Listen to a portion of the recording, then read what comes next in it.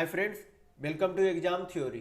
तो SSC constable GD 2019 में total आपके एग्जाम 54 शिफ्टों में कराए गए थे, जिसके सारे मैथ के सॉल्यूशन आपको इस चैनल पर देखने को मिलेंगे। आज हम लोग इस वीडियो में 14/2/2019 की शिफ्ट 2 के सारे मैथ के सॉल्यूशन देखने वाले हैं, तो वीडियो के अंत तक जरूर बने रहिएगा। तो अगर आप इस चैनल पर नए हैं तो हमारे चैनल को सब्सक्राइब जरूर कर ले। ये हमारा सोशल मीडिया प्लेटफॉर्म है, आप हमसे यहाँ भी जुड़ सकते हैं। इसके लिंक आपको इस वीडियो के डिस्क्रिप्शन बॉक्स में मिल जाएंगे और इस वीडियो को अपने दोस्तों के साथ शेयर करना बिल्कुल भी नहीं भूलिएगा। ये जो है टोटल आपके एसएससी कांस्टेबल जीडी 2019 इतने शिफ्टों में पिछले बार कराए गए थे, जिसके 11, 12 और 13 और 14 तारीख की शिफ्ट 1 तक के सारे मैथ के सॉल्यूशन आपको इस चैनल पर करा दिए गए। तो सारे वीडियो आप हमारे चैनल के प्लेलिस्ट में जाकर देख सकते हैं। आज हम लोग इस वीडियो में 14/2/2019 के शिफ्ट 2 के सारे मैथ के सॉल्यूशन देखने वाले हैं। तो चलिए बढ़ते आज के प्रश्नों की ओर। तो देखेंगे क्वेश्चन नंबर 1। ये जो आपका क्या है, सिंप्लीफिकेशन का क्वेश्चन है। बोर्ड मास थ्योरम मैं काफ़ी बार आपको पहले वाले वीडियो में बता चुका हूँ कि क्या होता है। तो बोर्ड मास यहाँ पर BODMAS, बी से आपका क्या हो जाता है ब्रैकेट, ओ से ऑफ, हिंदी में का दिया हुआ रहता है जैसे कि यहाँ पर दिया गया, तो इसका मतलब इंग्लिश में कभी कभी ऑफ दिया हुआ रहता है। फिर डी से आपका डिवाइड होता है, एम से मल्टीप्लाई यानी कि गुना, ये से ऐड यानी कि जोड़, ये से सब्ट्रैक्ट यानी कि घटाव होता है। बी यानी कि ब्रैकेट, यानी कि 3 ब्रैकेट आपका होता है, बिग ब्रैकेट, मिडिल ब्रैकेट, एक स्मॉल ब्रैकेट होता है। जो पहले दिया गया उसे पहले हल करेंगे, यानी कि पहले ब्रैकेट हल होता है, फिर ऑफ यानी कि का हल होता है, फिर डिवाइड, फिर मल्टीप्लाई, फिर ऐड, फिर सब्ट्रैक्ट का हल होता है। तो चलिए इसे हल करते हैं। तो यहाँ पर पहले क्या दिया गया, यहाँ पर 80/40 दिया गया, यानी कि 80 को 40 से भाग देंगे तो कितना आ जाएगा, 2 आ जाएगा। तो क्या करेंगे, नीचे यहाँ पर 2 लिख देंगे, 2 - 10, फिर आगे क्या दिया गया, -5 × 4, फिर क्या दिया गया, का मतलब क्या होता है, ऑफ, ऑफ का मतलब, दोनों का मतलब क्या होता है, गुना का साइन इसमें होता है। ब्रैकेट का अंदर क्या करेंगे, पहले हल करेंगे। तो 1/3 क्या है, भाग 1/3 भाग 10/3 है। तो भाग को जब गुना में चेंज करते तो सामने वाली संख्या क्या हो जाती है, उल्टा हो जाती है, यानी कि 10/3 को क्या लिखेंगे, 3/10 लिखेंगे। कितना लिखेंगे, 3/10। तो 3 से 3 चला गया, यानी कि कितना वैल्यू आ गया ब्रैकेट का अंदर का, 1/10 आ गया। कितना आ गया, 1/10। इसे हल करेंगे तो कितना हो जाता है, 5 दूनी 10 हो जाएगा। फिर 4 को 2 से काटेंगे तो कितना बार में चला जाएगा, 2 बार में चला जाएगा। यहाँ पर कितना आया, -2 है। यहाँ पर ये क्या है, -2 है। ये आगे में क्या है आपका, +2 है। तो +2 - 2 क्या हो गया, कट गया, यानी कि बचा आपका कितना, -10 बचा। कितना आपका बचा, -10, यानी कि इस सिंप्लीफिकेशन का आंसर आपका कितना होगा, -10 होगा। तो बोर्ड मास थ्योरम आपको हमेशा सिंप्लीफिकेशन बनाने के लिए पता होना चाहिए। तो चलिए बढ़ते नेक्स्ट क्वेश्चन की ओर। तो देखेंगे क्वेश्चन नंबर 2। यहाँ पर दिया गया है कि एक वर्ग का बीकन यानी कि डायगोनल कितना है, 14 सेंटीमीटर है। फिर आगे बोला गया है कि उस वर्ग के बीकन यानी कि डायगोनल की लंबाई क्या होगी जिसका क्षेत्रफल पहले वर्ग के क्षेत्रफल का 2 गुना है। यानी कि जो जिस वर्ग का यहाँ पर क्या दिया गया, बीकन यानी कि डायगोनल दिया गया, उसका क्षेत्रफल जो है किसी अन्य वर्ग के क्षेत्रफल का क्या है, आधा, या फिर बोल सकते हैं कि किसके जो पहले वाले वर्ग का जो है उसके दूसरे वाले वर्ग से जो है क्या है, यानी कि 2 गुना है। दूसरा वाला वर्ग जो है पहले वाले वर्ग का क्षेत्रफल से 2 गुना है। सबसे पहले आपको वर्ग में क्या पता होना चाहिए, वर्ग में जो है आपका विकर्ण का फॉर्मूला यानी कि डायगोनल का फॉर्मूला क्या होता है, √2 × साइड होता है। क्या होता है आपका, √2 × साइड होता है। आपको ये हमेशा ध्यान रखना है कि वर्ग यानी कि स्क्वायर में जो है आपका क्या होता है, डायगोनल का फॉर्मूला √2 × साइड होता है। और एरिया यानी कि क्षेत्रफल का फॉर्मूला, या एरिया यानी कि क्षेत्रफल का फॉर्मूला क्या होता है, साइड स्क्वायर होता है। आपका क्या होता है, साइड स्क्वायर होता है। तो ये दोनों आप क्या रखेंगे, ध्यान में रखेंगे कि वर्ग में डायगोनल यानी कि विकर्ण का जो है फॉर्मूला क्या होता है, √2 × साइड। एरिया यानी कि क्षेत्रफल का फॉर्मूला क्या होता है, साइड स्क्वायर यानी कि भुजा स्क्वायर होता है। तो सबसे पहले क्या हमें निकालना है, सबसे पहले निकालेंगे कि पहले वर्ग का एरिया यानी कि क्षेत्रफल क्या है। तो क्षेत्रफल निकालने के लिए हमें क्या पता होना चाहिए, साइड पता होना चाहिए। तो साइड पता होने के लिए यहाँ पर क्या दिया गया, डायगोनल दिया गया। डायगोनल कितना दिया गया, 14 सेंटीमीटर दिया गया। किसका दिया गया, पहले वर्ग का। पहले वर्ग का जो है डायगोनल कितना है, 14। उसका फॉर्मूला क्या होता है, डायगोनल का √2 × साइड होता है। तो जब 14 को √2 से काटेंगे तो कितना बार में चला जाएगा, यानी कि कितना आ जाएगा, 7 √2 आ जाएगा। यानी कि पहले वर्ग का जो है साइड यानी कि भुजा जो है कितना हो गया 7√2, क्योंकि 14 को क्या लिख सकते हैं हम लोग 7 × 2 लिख सकते हैं। और 2 को जब √2 से काटेंगे तो कितना बचेगा √2 बचेगा, तो क्या लिख सकते हैं 7√2। यानी कि वर्ग की भुजा जो है कितनी आ गई, पहले वाले वर्ग की भुजा कितनी आ गई 7√2। तो इसका अब क्या हम लोग निकाल सकते हैं एरिया यानी कि क्षेत्रफल निकाल सकते हैं। तो एरिया का फॉर्मूला क्या होता है साइड स्क्वायर यानी कि भुजा स्क्वायर होता है। तो क्या करेंगे एरिया के लिए 7√2 का स्क्वायर क्या हो जाएगा यहाँ पर 7√2 का स्क्वायर। तो 7√2 का स्क्वायर करेंगे तो कितना आ जाएगा 7×7 = 49, 98 कितना हो जाएगा एरिया। 7 का स्क्वायर करेंगे तो कितना होता है 49 होता है, और √2 का स्क्वायर करेंगे तो कितना होगा 2 का, यानी कि 49 × कितना हो जाएगा 98।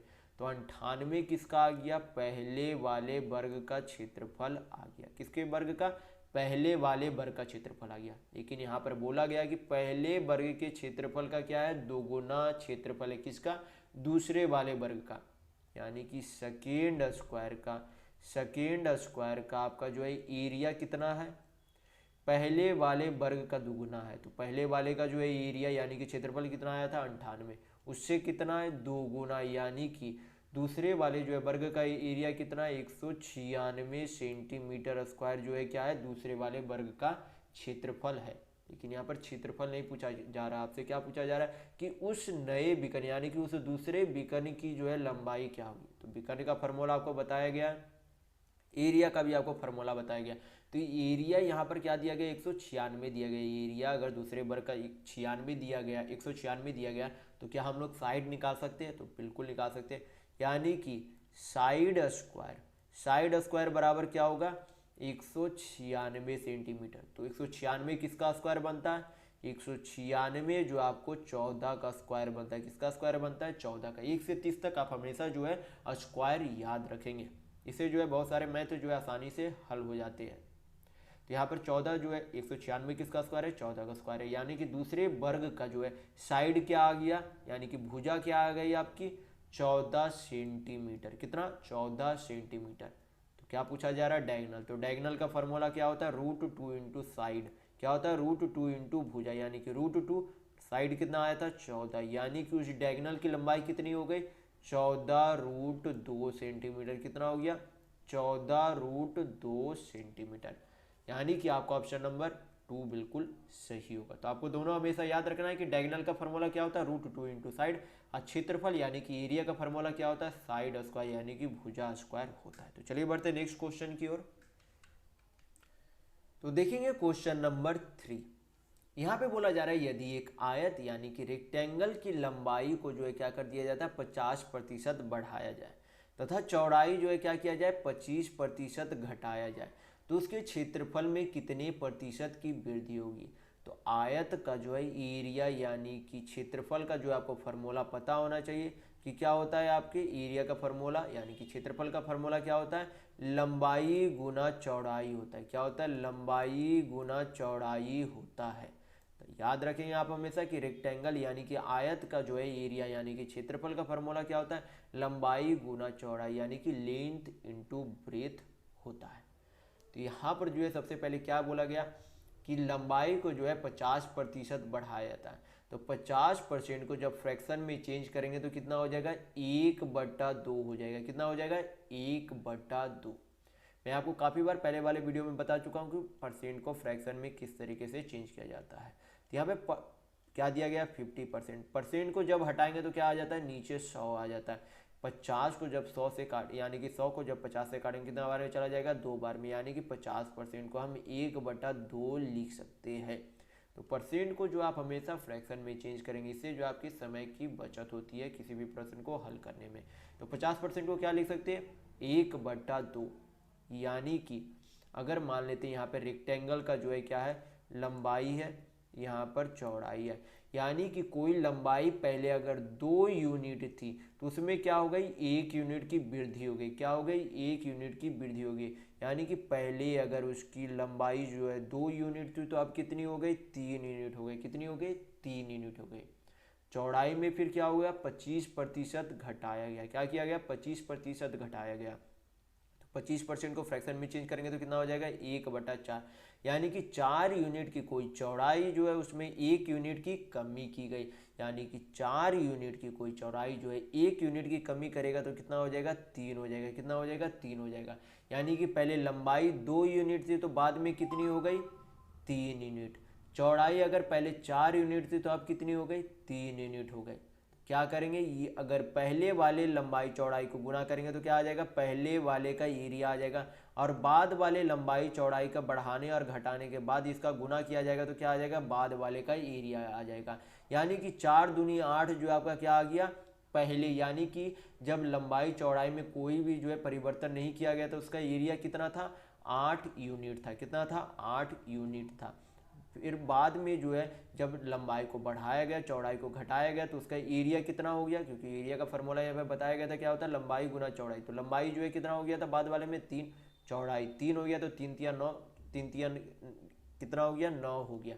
यानी कि 8 यूनिट का एरिया बाद में जो है बड़ा लंबाई बढ़ाने और चौड़ाई घटाने के बाद कितना हो गया 9 यूनिट हो गया। तो एरिया यानी कि क्षेत्रफल में वृद्धि कितनी हुई 1 यूनिट की, वृद्धि किस में हुई 8 यूनिट में वृद्धि हुई, किस में हुई 8 यूनिट में वृद्धि हुई। और परसेंट वृद्धि यानी कि इंक्रीज को जो है परसेंट में चेंज करने के लिए क्या करते हैं 100 से मल्टीप्लाई करेंगे तो क्या हो जाएगा यहाँ पर 4 दूनी 8, 25 चौक 100, तो आपका कितना आया 25/2 आया। तो आपका आंसर किस में दिया गया पॉइंट में दिया गया, तो क्या करेंगे डिवाइड कर देंगे 25 को 2 से, तो कितना आ जाएगा 12.5% आ जाएगा। यानी कि आपका ऑप्शन नंबर 2 बिल्कुल सही है। तो चलिए बढ़ते हैं नेक्स्ट क्वेश्चन की ओर। तो देखेंगे क्वेश्चन नंबर 4। यहाँ पे बोला जा रहा है कि 12 लड़कों तथा 8 लड़कियों का कुल वजन जो है कितना है 1080 किलोग्राम है।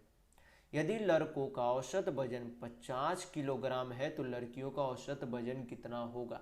तो यहाँ पर टोटल क्या दिया गया लड़के दिए गए और यहाँ पर लड़कों का औसत भी दिया गया, क्या दिया गया लड़कों का औसत दिया गया कि औसत वजन उसका कितना। तो क्या यहाँ पर से हम लोग क्या निकाल सकते हैं लड़कों का कुल वजन निकाल सकते हैं। 12 लड़के दिए गए हैं उसका औसत वजन दिया गया है, दोनों को गुना करेंगे तो आपका क्या निकल जाएगा लड़कों का कुल वजन निकल जाएगा। तो क्या करेंगे यहाँ पर गुना करेंगे पता करेंगे कि लड़कों का कुल वजन है कितना। तो यहाँ पर जो है 12 लड़के हैं औसत वजन 50 किलोग्राम है, जब 12 को 50 से गुना करेंगे तो कितना आ जाएगा 600 केजी, यानी कि लड़के का कुल वजन जो है कितना है यानी कि लड़कों का कुल वजन जो है 600 केजी है। यहाँ पर दिया क्या गया है कि यहाँ पर 12 लड़के और 8 लड़कियों का कुल वजन कितना है 1080 किलोग्राम है, कितना है 1080 किलोग्राम है। 1080 किलोग्राम 12 लड़के और 8 लड़कियों का वजन है और 600 किलोग्राम कुल जो है किसका लड़के का है। तो जब 1080 में से 600 को माइनस करेंगे तो क्या आ जाएगा 8 लड़कियों का कुल वजन आ जाएगा, किसका आ जाएगा 8 लड़कियों का कुल वजन आ जाएगा। तो क्या करेंगे 1080 में से 600 को माइनस करेंगे तो कितना आ जाएगा आपका 480, यानी कि 480 केजी जो है किसका है लड़कियों का। लेकिन यहाँ पर पूछा आपका क्या जा रहा है कि लड़कियों का औसत वजन कितना है, तो लड़कियों का कुल वजन कितना आया 480 किलो, लेकिन यहाँ पर औसत पूछा जा रहा है तो क्या करेंगे 8 लड़कियों से डिवाइड करेंगे तो आपका क्या निकल जाएगा कि प्रत्येक लड़की का जो औसत वजन कितना है। तो क्या करेंगे 8 से यहाँ पर डिवाइड कर देंगे तो 8 से 480 को काटेंगे तो कितना बार में चला जाएगा 60 बार में चला जाएगा, यानी कि प्रत्येक लड़की का जो औसत वजन कितना है 60 केजी, यानी कि कितना है 60 किलोग्राम है। यानी कि आपका ऑप्शन नंबर 4 बिल्कुल सही होगा। तो चलिए बढ़ते हैं नेक्स्ट क्वेश्चन की ओर। तो देखेंगे क्वेश्चन नंबर 5। यहाँ पे आपसे क्वेश्चन में पूछा जा रहा है कि दिए गए आंकड़ों का माध्यक क्या है। तो माध्यक निकालने के लिए पूछा जाए और इस तरीके से आपका नंबर दिया रहे तो उसे क्या करें सबसे पहले असेंडिंग ऑर्डर यानी कि बढ़ते क्रम में जो है उसे क्या करें व्यवस्थित, यानी कि उसे जो है एक तरीके से सजा दे, क्या करें उसे जो है सजा दे किसमें बढ़ते क्रम यानी कि असेंडिंग ऑर्डर में। तो सबसे कम जो है कौन है 1 है तो पहले 1 लिख देंगे, 1 जो है 1 बार है तो रहने देंगे, 2 जो है फिर कितने बार है बाद में 2 बार है तो 2 को 2 बार लिख देंगे। फिर आगे आपका कौन सी संख्या है 3 है तो 3 कितने बार आता है 1 यहाँ पर 3 1 यहाँ पर 3, यानी कि कितने बार 3 आता है 2 बार 3 आता है। फिर आपका यहाँ पर 4 नहीं है, फिर अगला कौन सी संख्या है 5 है तो 5 कितने बार आता है 1 बार आता है तो 5 को यहाँ पर लिख देंगे। फिर यहाँ पर देखेंगे कि आपका 6 6 जो है कितनी बार है, 6 आपका जो है एक बार है, तो 6 लिख देंगे। फिर देखेंगे आपका 8, 8 जो है आपका कितनी बार है, 8 एक बार, 8 आपका यहाँ पर 2 बार, यानी कि 8 जो है कितने बार हो गया, 2 बार हो गया। फिर यहाँ पर क्या करेंगे, सभी संख्या, यहाँ पर टोटल संख्या कितना है, यहाँ पर टोटल संख्या हमेशा क्या करेंगे, गिनती कर लेंगे, क्योंकि काफ़ी बार जो है अंक जो है लिखने में मिस हो जाते। तो यहाँ पर क्या करेंगे, हम लोग गिनती कर लेंगे, 2 2 4 2 6 2 8 1 9, यहाँ पर भी गिन लेते 2 2 4 2 6 2 8 1 9, यानी कि पूरी संख्या यहाँ पर बढ़ते क्रम में लिख दी गई है।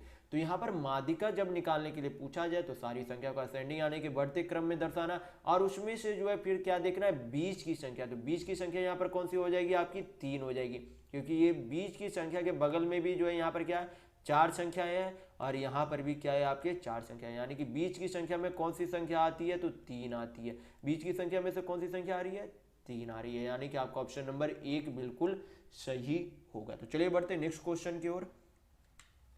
तो देखेंगे क्वेश्चन नंबर 6। यहाँ पर दिया गया कि एक आयत यानी कि रेक्टेंगल की लंबाई कितनी है, 16 सेंटीमीटर है, तथा उसके विकर्ण की लंबाई यानी कि डायगोनल की लंबाई कितनी है, 20 सेंटीमीटर है। तो पूछा जा रहा है आयत यानी कि रेक्टेंगल का चौड़ाई यानी कि ब्रेथ क्या होगा।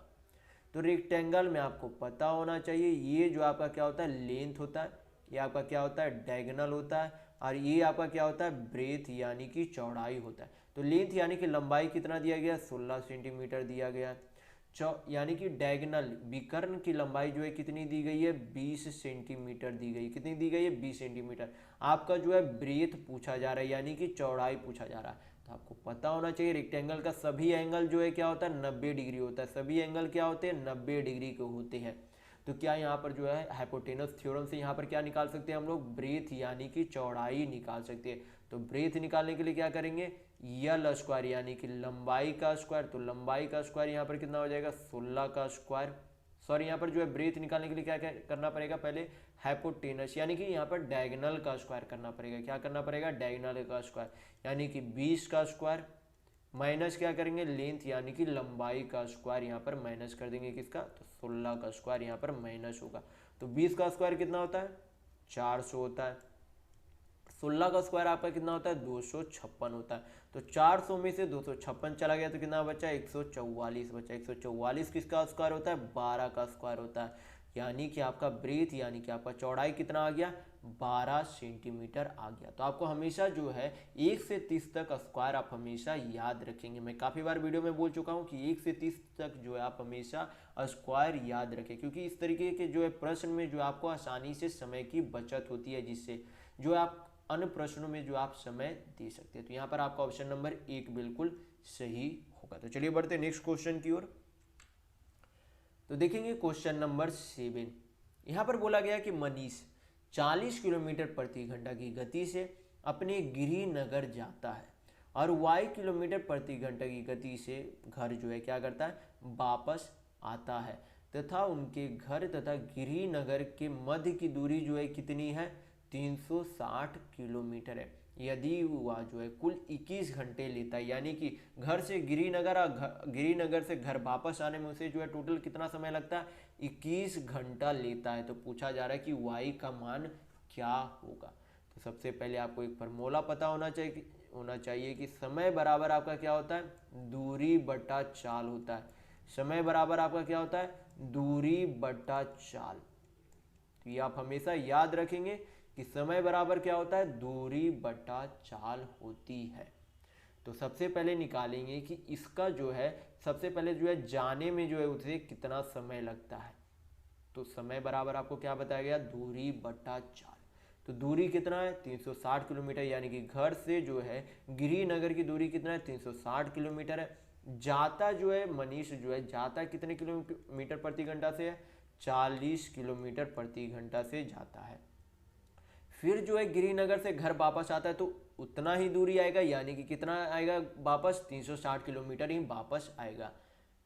लेकिन अगर उसका चाल जो है क्या है, आने का जो है उसका चाल कितना है, y किलोमीटर प्रति घंटा है। क्या है, y किलोमीटर प्रति घंटा है। तो इधर आपका यहाँ से यहाँ तक आपका क्या निकल गया, इससे जो आपका क्या निकल रहा है कि घर से गिरिनगर जाने का समय, और इससे जो आपका क्या निकल रहा है यानी कि सेकेंड वाले से आपका क्या निकल रहा है कि गिरिनगर से घर वापस आने का समय। तो यहाँ पर घर से गिरिनगर जाने का समय हो गया और गिरिनगर से घर वापस आने का समय हो गया। तो जब दोनों को जोड़ देंगे तो आपका क्या निकल जाएगा, कुल समय निकल जाएगा। तो कुल समय यहाँ पर क्या दिया गया, 21 घंटा दिया गया। क्या दिया गया, 21 घंटा। तो यहाँ पर क्या लिख देंगे, 21 लिख देंगे। यहाँ पर क्या करेंगे, सभी को हल करेंगे तो यहाँ पर आपका y यानी कि y की जो है आपका चाल निकल जाएगा। तो चलिए इसे हल करते। तो 360 को 40 से काटेंगे, कितना बार में चला जाएगा, 9 बार में चला जाएगा। तो 360 बटा y, 12 माइनस कितना यानी कि 21 माइनस कितना हो जाएगा, 9 हो जाएगा। 21 माइनस 9 करेंगे तो कितना आपका आ जाएगा, तो 360 बाई वाई, 21 माइनस 9 आपका कितना आ जाता है, यहाँ पर 12 आता है। कितना आता है, 12 आता है। तो 12 से 360 को काटेंगे, कितना बार में चला जाएगा, 30 बार में चला जाएगा। यानी कि y जो है कितने किलोमीटर प्रति घंटा है, y का वैल्यू 30 किलोमीटर प्रति घंटा है। कितना है, 30 किलोमीटर प्रति घंटा है। यानी कि गिरिनगर से घर आने का जो है उसका चाल कितना है, 30 किलोमीटर प्रति घंटा। तो आपका ऑप्शन नंबर 2 बिल्कुल सही होगा। तो चलिए बढ़ते हैं नेक्स्ट क्वेश्चन की ओर। तो देखेंगे क्वेश्चन नंबर 8। यहाँ पे बोला जा रहा है कि एक वस्तु का अंकित मूल्य यानी कि मार्क्ड प्राइस कितना है, 1200 रुपये है तथा उस पर 31% की क्या दी जाती है, छूट दी जाती है, यानी कि डिस्काउंट दिया जाता है। तो पूछा जा रहा है आपसे कि यदि लाभ 15% होता है, यानी कि उस वस्तु पर लाभ कितना होता है, 15% होता है, तो क्रय मूल्य क्या होगा, यानी कि उस वस्तु का कॉस्ट प्राइस यानी कि सीपी क्या होगा, आपको ये पूछा जा रहा है। तो सबसे पहले हम लोगों को क्या निकालना है, एसपी यानी कि विक्रय मूल्य निकालना पड़ेगा। तो क्या निकालेंगे, सबसे पहले एसपी यानी कि विक्रय मूल्य। तो विक्रय मूल्य निकालने के लिए क्या किया जाएगा, यहाँ पर जो है आपका क्या दिया गया, अंकित मूल्य यानी कि मार्क्ड प्राइस दिया गया और उस पर छूट कितना दिया गया, 31% में छूट दिया गया। तो कोई भी वस्तु खुद में हमेशा जो है कितनी होती है, 100% होती है। कितनी होती है, खुद में 100%। यानी कि उस वस्तु का जो है अंकित कितना किया गया था, 100% किया गया था, लेकिन उसमें जो है 31% की क्या कर दी गई, छूट दे दी गई। क्या किया गया, 100% में से 31% की क्या कर दी गई, छूट दे दी गई। यानी कि 1200 का जो है कोई मूल्य जो है क्या किया गया था, वस्तु में अंकित किया गया था, उसमें से 100% का कोई वस्तु जो अंकित किया गया था उसमें से 31% क्या कर दी गई, छूट दी गई। यानी कि 100 में से -31 करेंगे तो बचेगा कितना, 69 बचेगा। यानी कि उस वस्तु को जो है 69% में बेच दिया गया।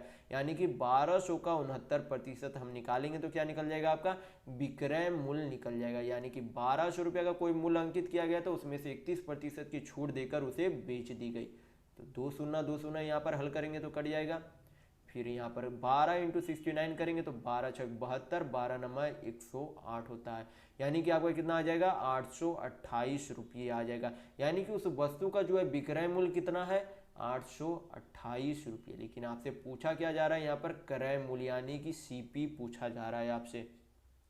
तो सीपी निकालने के लिए यहाँ पर क्या करेंगे, सबसे पहले 15% जो आपका परसेंट दिया गया उसे फ्रैक्शन में चेंज करेंगे तो कितना आ जाएगा, 3/20। कितना हो जाएगा, 3/20। मैं काफ़ी बार आपको जो है पहले वाले वीडियो में बता चुका हूँ फ्रैक्शन को यानी कि परसेंट को फ्रैक्शन में किस तरीके से चेंज किया जाता है। तो मैं यहाँ पर बता देता हूँ कि किस तरीके से किया जाता है। तो 15% है, परसेंट को जब हटाएंगे तो नीचे में क्या आ जाएगा, 100 आ जाएगा। यहाँ पर काटेंगे 5 से तो 5 दिया 15, 20, 25, 100 तो कितना हो जाएगा, 3/20 हो जाएगा। कितना हो जाएगा, 3/20। यानी कि 15% को हम लोग क्या लिख सकते हैं, 3/20 लिख सकते हैं। यानी कि 20 यूनिट का कोई वस्तु जो है 3 यूनिट के लाभ में बेच दिया गया।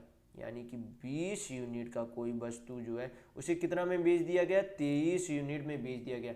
यानी कि 20 यूनिट जो है उसका कोई कॉस्ट प्राइस था यानी कि क्रय मूल्य था और उसे जो है 23 यूनिट यानी कि 3 यूनिट के लाभ में बेच दिया गया। यानी कि एसपी यानी कि उसका विक्रय मूल्य जो है कितना हो गया, 23 यूनिट हो गया। तो 23 यूनिट का यहाँ पर वैल्यू कितना आया था रुपये में, 828 रुपये आया था। यानी कि 23 यूनिट बराबर जो है कितना, 828 रुपये। कितना, 828 रुपये। तो यहाँ पर से आपका क्या निकल जाएगा, 1 यूनिट का वैल्यू निकल जाएगा। तो यहाँ पर 23 से 828 को काटेंगे तो 23 से काटते तो 23 × 69, फिर 12 × 1 13 तो 23 छक आपका कितना हो जाएगा, 138। यानी कि 1 यूनिट का वैल्यू कितना आ गया, 36 आ गया। तो हमें पूछा क्या जा रहा है, क्रय मूल्य यानी कि सीपी पूछा जा रहा है। तो सीपी जो है यूनिट में वैल्यू कितना है, 20 यूनिट। तो एक यूनिट का वैल्यू अगर 36 रुपये है तो 20 यूनिट का वैल्यू कितना हो जाएगा, तो 36 इंटू 20 कर देंगे तो कितना आ जाएगा आपका 720 रुपये। यानी कि उस वस्तु का जो है क्रय मूल्य कितना है, यानी कि सीपी कितना है, तो 720 रुपये। तो आपका ऑप्शन नंबर 4 बिल्कुल सही होगा। तो चलिए बढ़ते हैं नेक्स्ट क्वेश्चन की ओर। तो देखेंगे क्वेश्चन नंबर 9।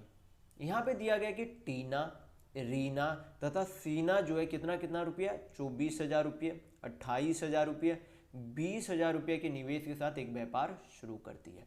फिर बोला गया टीना जो है कितने महीने के लिए, 8 महीने के लिए निवेश करती है।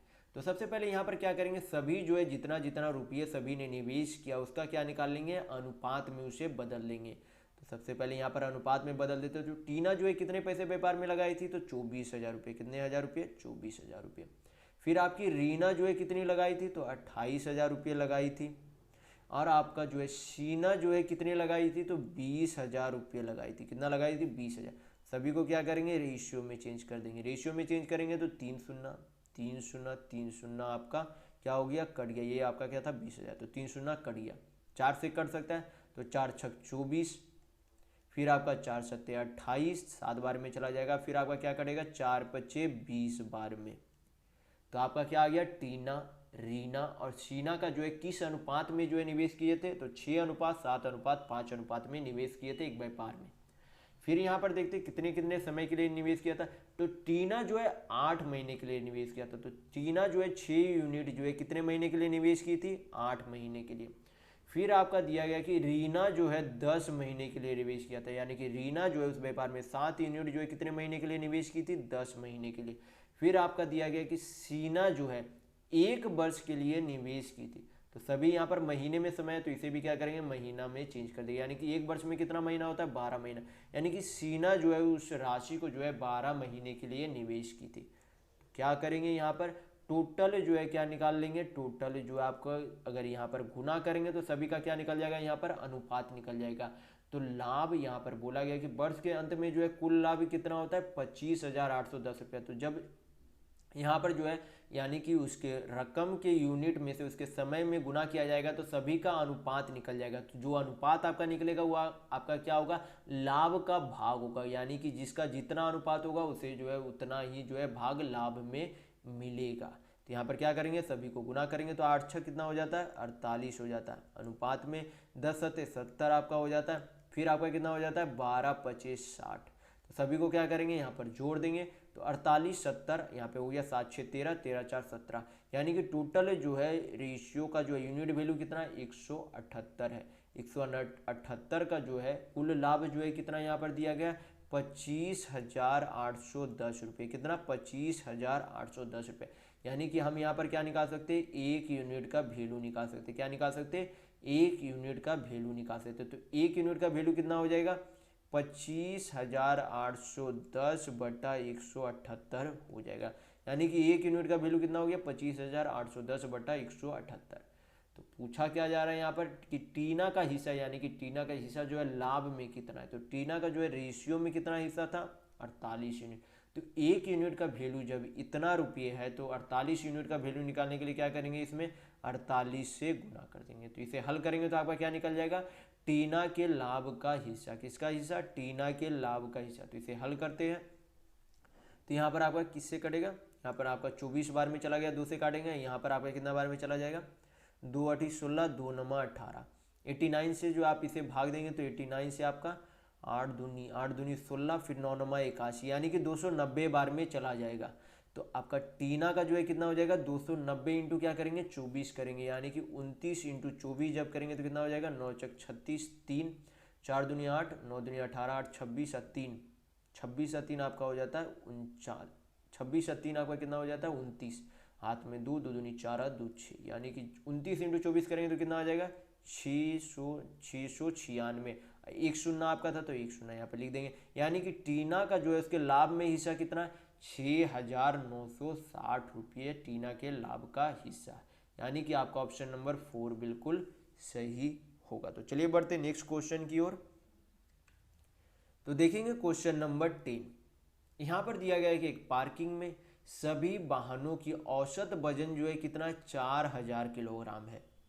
फिर बोला गया कि 12 वाहनों का औसत वजन कितना 6000 किलोग्राम है, तथा शेष वाहनों का जो औसत वजन कितना है 3000 किलोग्राम है। तो आपसे पूछा जा रहा है कि वाहनों में यानी कि पार्किंग में वाहनों की कुल संख्या कितनी है।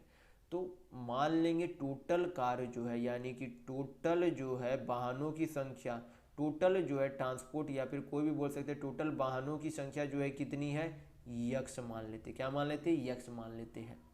तो सबसे पहले क्या बोला गया, 12 वाहनों की जो है औसत वजन कितना है 6000 किलोग्राम है। तो जब 12 इंटू 6000 करेंगे तो आपका क्या निकल जाएगा, 12 वाहनों का जो है कुल वजन निकल जाएगा। तो क्या करेंगे, कुल वजन यहाँ पर निकाल लेते हैं। तो 12 इंटू 6000 करेंगे, क्या करेंगे 12 इंटू 6000। फिर आगे जो आपका क्या हो गया, शेष वाहन। तो टोटल अगर वाहन यक्स माने है तो शेष वाहन आपका क्या हो जाएगा 12 यानी कि यक्स माइनस 12 हो जाएगा। क्या हो जाएगा, यक्स माइनस 12। अगर 12 वाहन पहले मान लिए थे यानी कि 12 वाहन का औसत वजन कितना है 6000 किलोग्राम, टोटल वाहन यक्स है, उसमें से 12 वाहन को अगर माइनस करेंगे तो क्या हो जाएगा आपका यक्स माइनस 12। तो शेष वाहनों का औसत वजन कितना है 3000 किलोग्राम है। यानी कि ये जो आपका क्या आ गया, शेष वाहनों का जो है कुल वजन आ गया। तो जब दोनों को जोड़ेंगे तो आपका क्या निकल जाएगा, कुल वाहनों का कुल वजन निकल जाएगा। क्या निकल जाएगा, कुल वाहनों का कुल वजन निकल जाएगा। तो कुल वाहन का जो औसत वजन यहाँ पर कितना दिया गया 4000 किलोग्राम। क्या दिया गया, 4000 किलोग्राम दिया गया। और टोटल वाहन कितना यक्स है।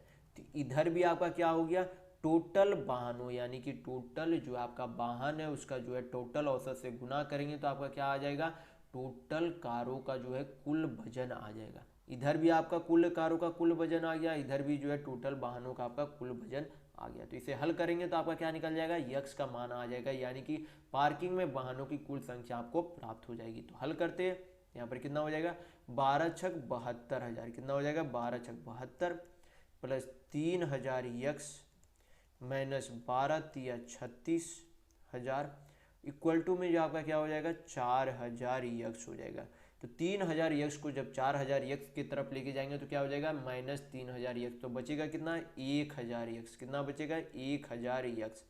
बराबर में आपका क्या बचेगा 72,000 में से 36,000 माइनस हो जाएगा तो कितना बचेगा 36,000 बचेगा। 72,000 में से 36,000 माइनस हो जाएगा तो कितना बचेगा 36,000 बचेगा। इसे हल करेंगे तो 3 शून्य 3 शून्य कट गया, यानी कि यक्स बराबर कितना आ गया 36 आ गया। यानी कि पार्किंग में वाहनों की संख्या कितनी थी 36 थी। तो आपका ऑप्शन नंबर 1 बिल्कुल सही होगा। तो चलिए बढ़ते हैं नेक्स्ट क्वेश्चन की ओर। तो देखेंगे क्वेश्चन नंबर 11। यहाँ पर दिया गया कि पी तथा क्यू जो है मिलकर किसी कार्य को कितने दिनों में करते हैं 20 दिन में पूरा कर सकते हैं। फिर दिया गया कि यदि पी अकेले उसी कार्य को यानी कि समान कार्य को 36 दिन में पूरा कर सकते हैं तो क्यू अकेले समान कार्य को कितने दिनों में पूरा कर सकता है। तो टाइम एंड वर्क में आपको एकमात्र चीज पता होना चाहिए कि क्या होता है, टोटल वर्क बराबर आपका क्या होता है इफिशियंसी इनटू टाइम होता है। तो टोटल वर्क आपका हो गया कुल कार्य, इफिशियंसी यानी कि किसी की कार्य क्षमता, टाइम यानी कि समय होता है। सभी का क्या करेंगे यहाँ पर सबसे पहले कार्य क्षमता निकालेंगे। तो P और Q जो है एक काम को कितने दिनों में करते हैं 20 दिन में करते हैं, और P अकेले जो है उस कार्य को कितना दिनों में करता है 36 दिन में करता है। तो 20 और 36 का क्या करेंगे, सबसे पहले एलसीएम लेंगे। तो 36 25 180 यानी कि 180 जो है क्या हो जाएगा एलसीएम हो जाएगा किसका 36 और 20 का। 120 को जब 20 से डिवाइड करेंगे 180 को यानी कि 180 को जब 20 से डिवाइड करेंगे तो कितना आ जाएगा 9 आ जाएगा। तो 9 जो है किसका इफिशियंसी यानी कि कार्य क्षमता है पी और क्यू का। किसकी कार्य क्षमता है पी और क्यू का। और जब 180 को 36 से डिवाइड करेंगे तो कितना आ जाएगा 5 आ जाएगा। यानी कि 5 जो है किसकी कार्य क्षमता है पी की कार्य क्षमता है। तो P और Q मिलकर जो है 9 की कार्य क्षमता से काम करता है, और अकेले P जो है उसी काम को 5 की कार्य क्षमता से करता है। तो जब 9 में से 5 को माइनस करेंगे तो क्या निकल जाएगा Q की कार्य क्षमता। किसकी कार्य क्षमता निकल जाएगी Q की कार्य क्षमता। तो 9 माइनस 5 करेंगे तो कितना आ गया 4 आ गया। कितना आ गया 4 आ गया। जब P और Q 9 की कार्य क्षमता से करता है, P अकेले 5 की कार्य क्षमता से करता है, तो जब 9 में से 5 को माइनस करेंगे तो किसका कार्य क्षमता निकलेगा Q की कार्य क्षमता निकलेगी। Q की कार्य क्षमता कितनी आ गई 9 माइनस 5 इक्वल टू 4, यानी कि Q की कार्य क्षमता कितनी है 4 है। तो Q को जो है समान कार्य करने के लिए काम कितना करना है 180 काम करना है। कितना काम करना है टोटल 180 काम करना है। करेगा कितनी की कार्य क्षमता से 4 की कार्य क्षमता से, क्योंकि आपको यहाँ पर फार्मूला में बताया गया है कि क्या होता है टोटल वर्क बराबर इफिशियंसी इंटू टाइम। तो टाइम निकालने के लिए इफिशियंसी को क्या लिख सकते हैं टोटल वर्क के नीचे यहाँ पर लिख सकते हैं, यानी कि टाइम बराबर क्या लिख सकते हैं टोटल वर्क बाई इफिशियंसी, यानी कि कुल कार्य बटा कार्य क्षमता। तो कुल कार्य यहाँ पर कितना 180 है, कार्य क्षमता कितनी है Q की तो 4 है। तो जब 180 को 4 से डिवाइड करेंगे तो आपका क्या निकल जाएगा Q का जो है टाइम यानी कि समय निकल जाएगा, क्योंकि उस कार्य को कितने दिनों में करेगा।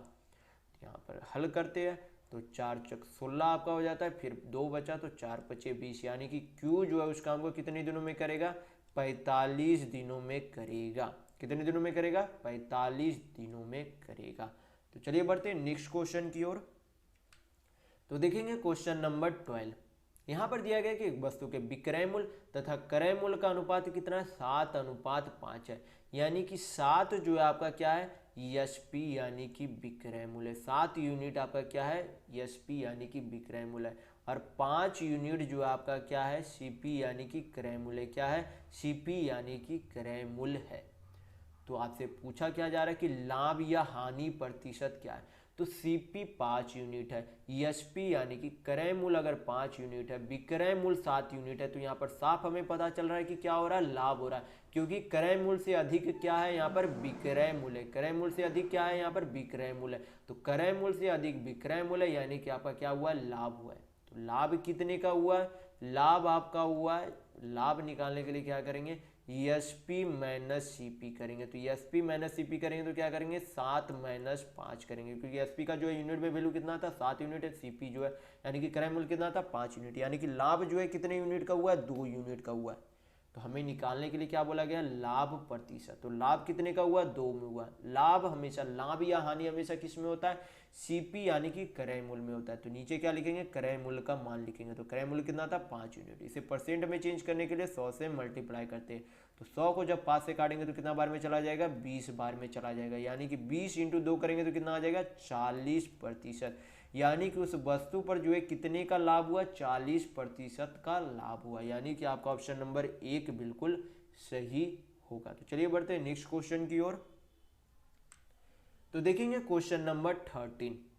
यहाँ पे दिया गया कि पाइप सी एक टैंक को 12 घंटे में भर सकता है तथा पाइप डी जो है उस टैंक को कितने घंटे में 40 घंटे में भर सकता है। तो आपसे पूछा गया है कि सी तथा डी दोनों मिलकर जो है उस काम को यानी कि उस टैंक को जो है कितने घंटे में भर सकता है। तो अभी आपको बताया गया कि टोटल वर्क बराबर क्या होता है इफिशियंसी इंटू टाइम होता है। क्या होता है इफिशियंसी इंटू टाइम होता है। तो हमेशा आप याद रखेंगे। तो यहाँ पर क्या करेंगे दोनों की पहली कार्य क्षमता निकालेंगे, यानी कि कितने यूनिट से जो है वो टैंक को भर रहा है सी और डी। तो सी जो है कितने दिनों में भर सकता है एक टैंक को तो 12 घंटे में, और डी जो है उसी टैंक को कितने घंटे में भर सकता है 40 घंटे में भर सकता है। तो 12 और 40 का क्या करेंगे एलसीएम ले लेंगे। तो 12 और 40 का एलसीएम कितना आएगा 120, कितना आएगा 120 एलसीएम आएगा। तो 120 को जब 12 से डिवाइड यानी कि भाग देंगे तो कितना आएगा 10 आएगा, यानी कि सी की कार्य क्षमता कितनी आ गई 10, और जब 120 को 40 से भाग देंगे तो कितना आएगा 3 आएगा।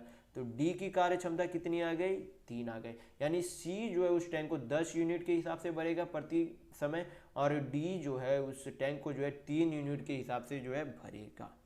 तो दोनों को मिलकर जो है भरना कितना 120 यूनिट, यानी कि 120 यहाँ पर जो है काम या फिर बोल सकते हैं 120 यूनिट जो है भरना है। तो 120 यूनिट जो है क्या करना है उसे भरना है। भरेगा किसके हिसाब से सी जो है 10 के हिसाब से और डी जो है 3 के हिसाब से, यानी दोनों मिलकर जो है कितने के हिसाब से भरेंगे तो 10 और 3 13 के हिसाब से। कितने के हिसाब से 10 और 3 13 के हिसाब से। तो आपका क्या निकल जाएगा समय निकल जाएगा कि सी और डी जो है उस मिलकर जो है कितने समय में भर सकते हैं।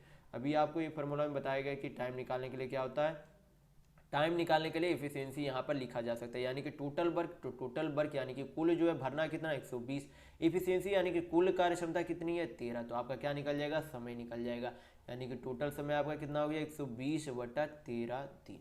आपका ऑप्शन नंबर यहाँ पर 4 बिल्कुल सही है। तो ये हमेशा जो आप याद रखेंगे। क्या होता है, टोटल वर्क बराबर एफिशिएंसी इंटू टाइम होता है, या फिर ये भी बोल सकते हैं कि total work by efficiency equal to time होता है। तो चलिए बढ़ते हैं नेक्स्ट क्वेश्चन की ओर। तो देखेंगे क्वेश्चन नंबर 14। ये आपका ग्राफ दिया गया है। ग्राफ में क्या दर्शाया गया है कि 7 विभिन्न माह में कारों के उत्पादन को दर्शाया गया है। यानी कि M4 में 25 जो है 25 यहाँ पर, यानी कि 2,50,000, 10,000 में जो है सभी को दर्शाया गया है। यानी कि 2,50,000 जो M1 में होता है, उसी तरीके से आगे जो है सभी कारों की संख्या दर्शाई गई है। तो यहाँ पर क्वेश्चन में आपसे पूछा जा रहा है कि M4 महीने में कारों का उत्पादन, तो M4 महीने में कार का उत्पादन कितना हुआ, 24। और M2 महीने में कारों के उत्पादन का कितना प्रतिशत है, तो M2 में कितना हुआ है, 32 हुआ है। तो यहाँ पर बोला जा रहा है M4 महीने में कारों का उत्पादन तो कितना हुआ है, 24 हुआ है। M2 महीने में तो M2 में कितना हुआ है, 32। तो M2 महीने में कारों को उत्पादन का कितना प्रतिशत है, तो यहाँ पर कितना प्रतिशत मान लेंगे, x प्रतिशत मान लेते हैं यहाँ पर।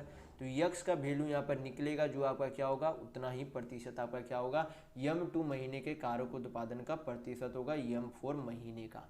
क्या करेंगे, इसे हल करेंगे तो यहाँ पर कितना हो जाएगा, 8 तिया 24, 8 चौक 32, 4 से काटेंगे 100 को तो कितना बार में चला जाएगा, 25 बार में। कितना बार में, 25 बार में चला जाएगा।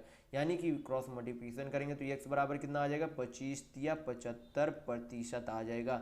यानी कि M4 महीने के कारों का उत्पादन जो है M2 महीने के कारों के उत्पादन का कितना प्रतिशत है, 75% है। तो यानी कि आपका ऑप्शन नंबर 3 बिल्कुल सही होगा। तो चलिए बढ़ते हैं नेक्स्ट क्वेश्चन की ओर।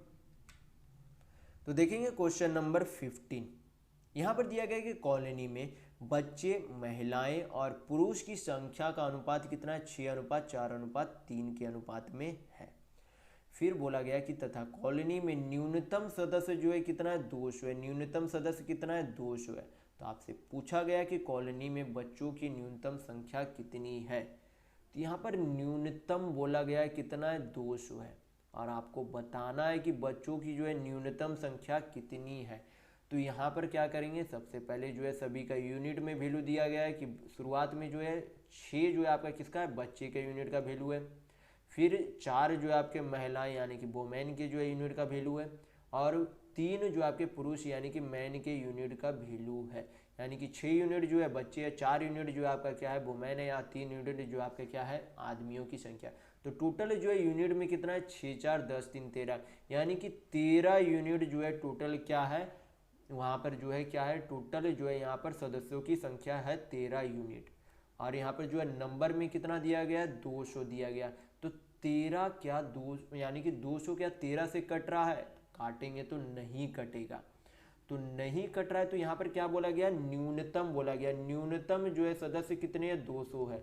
यानी कि 200 से कम सदस्य हम नहीं ले सकते। क्या नहीं ले सकते, 200 से कम सदस्य नहीं ले सकते, क्योंकि क्या बोला गया, कॉलोनी में न्यूनतम सदस्य कितना है, 200। यानी कि 200 से अधिक संख्या हो सकती है, 200 से कम संख्या नहीं हो सकती। तो क्या करेंगे, यहाँ पर हम लोग चेक करेंगे कि 200 से कितना बढ़ाया जाए, यानी कि उसमें कितना जोड़ा जाए कि 13 से कट जाए।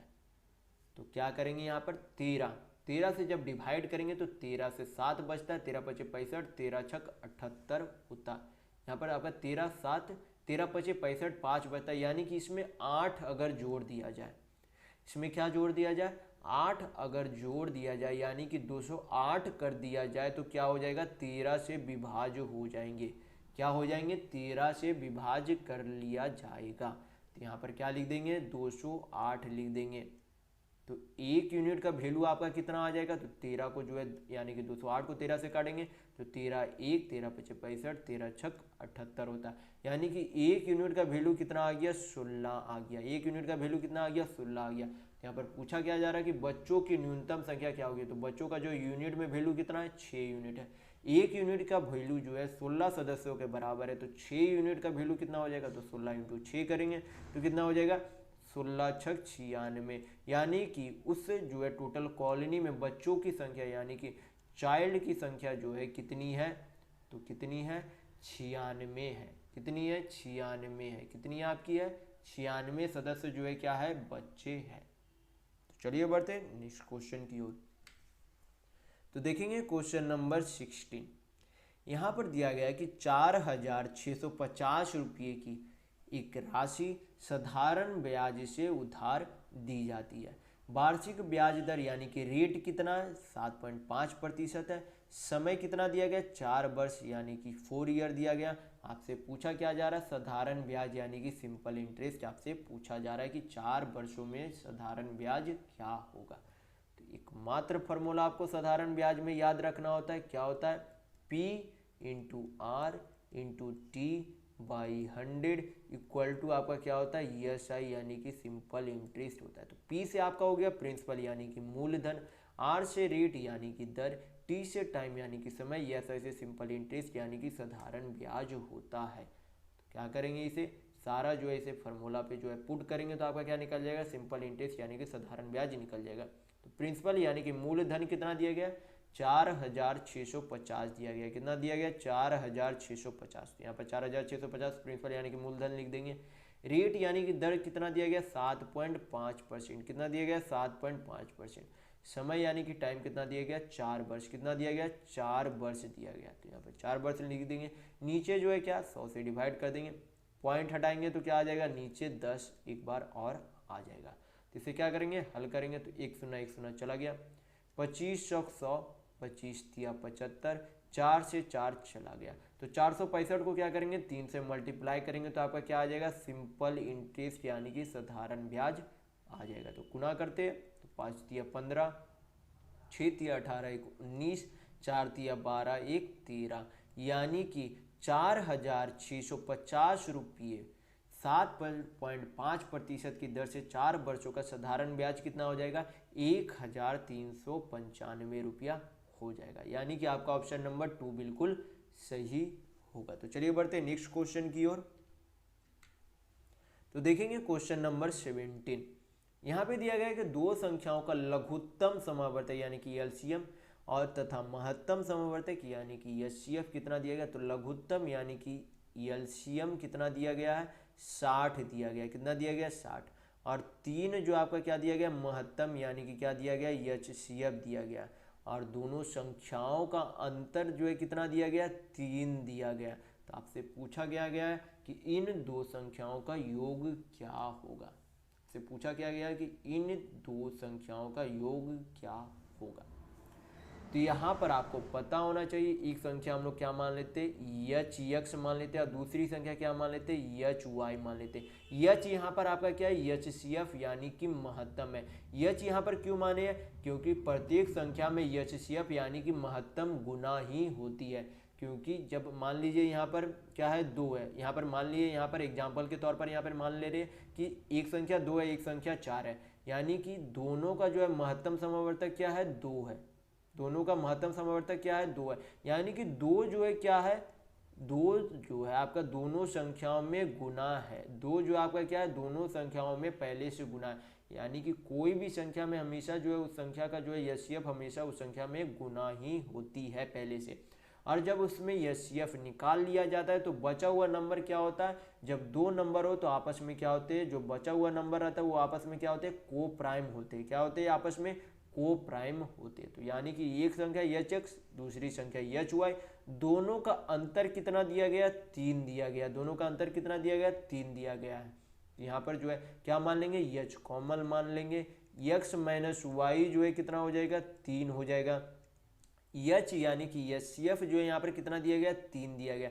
तो HCF की जगह क्या मान लेंगे, यहाँ पर 3 मान लेंगे। तो 3 जब HCF की जगह पर पुट करेंगे तो क्या हो जाएगा, 3 3 कट जाएगा। यानी कि X माइनस वाई जो है कितना आ जाएगा, 1 आ जाएगा। X माइनस वाई कितना आ गया, 1 आ गया। फिर आगे यहाँ पर क्या दिया गया, LCM दिया गया। तो LCM आपका क्या होता है, HXY होता है। क्या होता है, HXY होता है। H यानी कि LCM में हमेशा जो है क्या होती है, HCF यानी कि महत्तम समावर्तक जो है पहले से गुना होती है। और जो दोनों संख्याओं का को प्राइम फैक्टर होते हैं वो भी क्या होते हैं, LCM में गुना होते हैं। तो LCM आपका क्या होता है, HXY बराबर आपका क्या हो जाता है, दोनों संख्याओं का LCM होता है। तो HCF जो है यहाँ पर कितना है, 3 है। XY यहाँ पर है। फिर आपके LCM यानी कि लघुत्तम कितना दिया गया, 60 दिया गया। तो यहाँ पर क्या लिख देंगे, 60 लिख देंगे। जब 60 को 3 से काटेंगे तो कितना बार में चला जाएगा, 20 बार में चला जाएगा। तो XY आपका कितना आ गया, 20 आ गया। तो X माइनस वाई कितना है, 1 है। यक्स इंटू वाई कितना है 20 है। तो आपको यहाँ पर तुरंत दिमाग लगना चाहिए कि यक्स और वाई का वैल्यू क्या पुट करे कि दोनों का अंतर 1 आए और गुना करने पर 20 आए। तो यहाँ पर जब आप दिमाग लगाएंगे तो यहाँ पर पता चलेगा कि यक्स का वैल्यू अगर हम यहाँ पर 5 मान लेते और वाई का वैल्यू अगर 4 मान लेते तो क्या हो जाएगा, दोनों का अंतर 1 भी हो जाएगा और दोनों का गुना करने पर 20 भी आ जाता है। यानी कि यक्स का वैल्यू जो है 5 और वाई का वैल्यू जो आपका क्या हो जाएगा 4 हो जाएगा।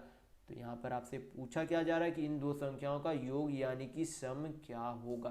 तो एक संख्या हमने क्या माना था एच एक्स, दूसरी संख्या क्या था एच वाई था, यानी कि दोनों संख्याओं का क्या पूछा जा रहा है, योग पूछा जा रहा है। तो दोनों संख्या क्या करेंगे, जोड़ना है, दोनों संख्या को क्या करना है, जोड़ना। तो हम क्या करेंगे H X plus H Y कर देंगे तो आपका क्या निकल जाएगा, दोनों संख्याओं का योग निकल जाएगा। तो H X plus H Y में क्या लिख सकते हैं, एच कॉमन ले लेंगे, अंदर में क्या आ जाएगा आपका एक्स प्लस वाई आ जाएगा। तो एच यानी कि ये सी एफ आपका यानी कि महत्तम जो आपका कितना है 3 है और x प्लस वाई करेंगे तो कितना आ जाएगा, x आपका 5 है, y आपका 4 है, तो x प्लस वाई आपका कितना हो जाएगा 9 हो जाएगा। यानी कि 9 या 27 जो है क्या हो जाएगा, उन दोनों संख्याओं का योग हो जाएगा। तो आपका ऑप्शन नंबर यहाँ पर 3 बिल्कुल सही होगा। तो चलिए बढ़ते हैं नेक्स्ट क्वेश्चन की ओर। तो देखेंगे क्वेश्चन नंबर 18, ये आपका ग्राफ दिया गया। ग्राफ में क्या दिया गया कि देश में जो है कॉफ़ी का वार्षिक उत्पादन कितना होता है। तो 2009 में 800, 2010 में 1200, इस तरीके से जो है सभी वर्षों में कॉफ़ी का उत्पादन दिया गया। आपसे क्वेश्चन में पूछा क्या गया, क्वेश्चन में पूछा गया कि वर्ष 2011 के लिए उत्पादन 2009 के लिए उत्पादन का कितना प्रतिशत है। यानी कि 2011 में जो है कितना हुआ है 1500 हुआ है, कितना हुआ है 1500 हुआ है। तो उसमें बोला जा रहा है कि 2009 के उत्पादन का कितना प्रतिशत है, यानी कि 2009 में कितना हुआ 800 हुआ, 2009 में यहाँ पर कितना उत्पादन हुआ 800। तो इसका जो है यानी कि 800 का जो है कितना प्रतिशत के बराबर जो है कितना 1500 के बराबर होगा, यानी कि 800 का कितना प्रतिशत जो है 1500 के बराबर होगा। यहाँ पर क्या करेंगे, हल करेंगे तो आपका x परसेंट निकल जाएगा।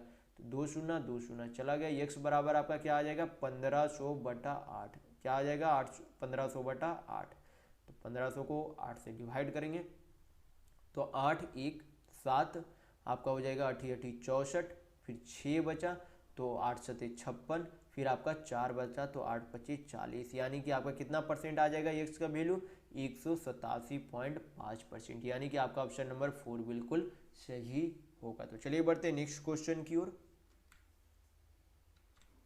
तो देखेंगे क्वेश्चन नंबर 19, यहाँ पर दिया गया 4 संख्या जो है अनुपात में दिया गया, कितना कितना अनुपात है 2:5:3:8 के अनुपात में है। उन संख्याओं यानी कि उन 4 संख्याओं का योग कितना दिया गया 432 दिया गया। पूछा आपसे क्या जा रहा है कि पहली तथा चौथी संख्या क्या होगी। तो सभी का वैल्यू यानी कि सभी संख्याओं का जो है यूनिट में वैल्यू कितना कितना दिया गया है, रेशियो में 2:5:3:8 दिया गया है। तो क्या करेंगे, सभी का जो है यहाँ पर रेशियो में क्या कर देंगे, जोड़ देंगे। तो आपका क्या निकल जाएगा, यूनिट वैल्यू निकल जाएगा, यानी कि 5 2 7 3 10 18 18 यूनिट का वैल्यू जो है कितना दिया गया है यहाँ पर, यानी कि चारों संख्याओं का योग कितना दिया गया, चारों संख्याओं का यूनिट में जो है वैल्यू कितना 18 यूनिट, यानी कि रेशियो में जो है कितना वैल्यू है 18 यूनिट।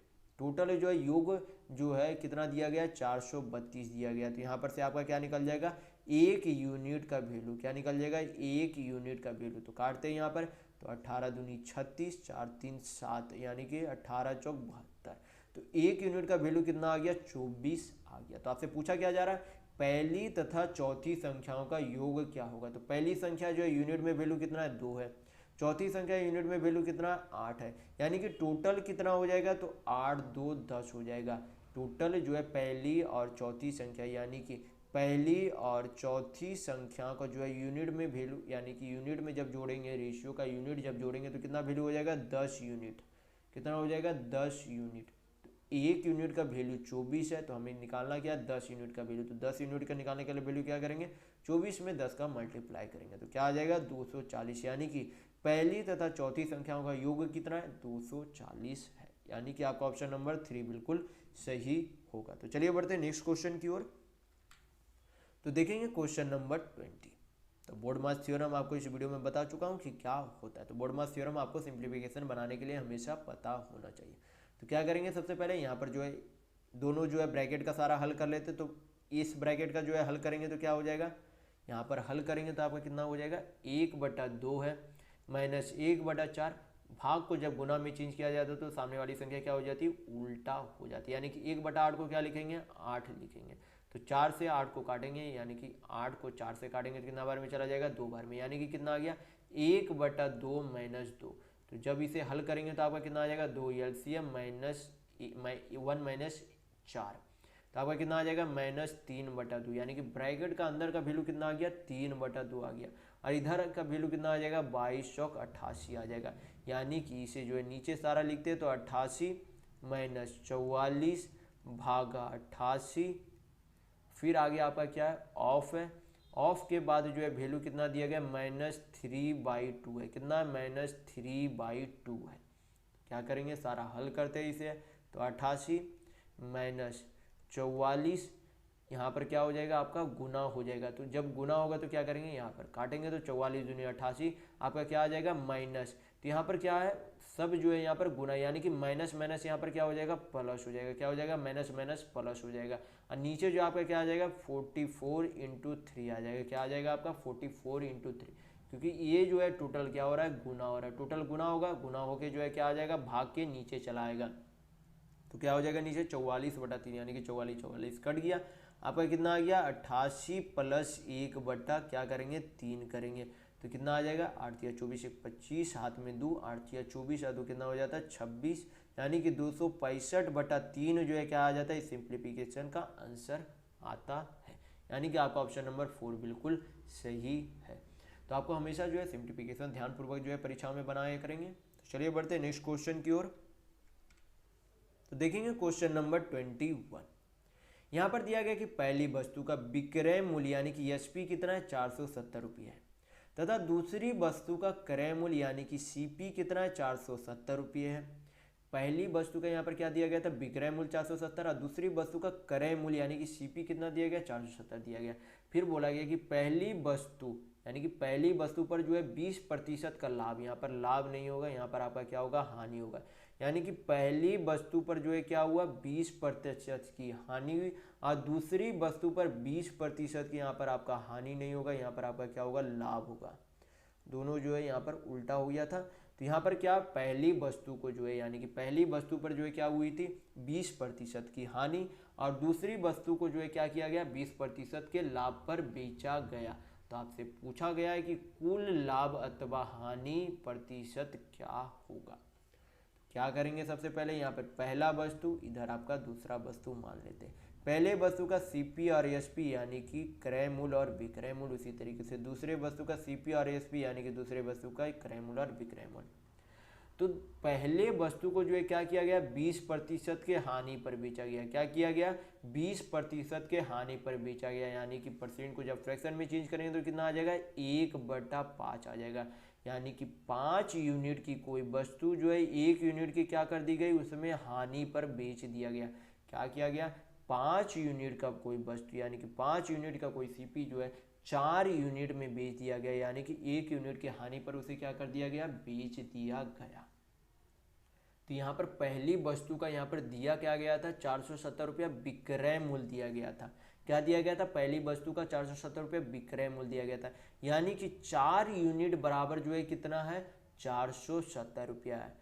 4 यूनिट बराबर आपका कितना है 470 रुपये। तो यहाँ पर से आपका क्या निकल सकता है 1 यूनिट का वैल्यू निकल जाएगा। तो 1 यूनिट बराबर आपका कितना हो जाएगा 470/4 हो जाएगा। क्या हो जाएगा 470/4।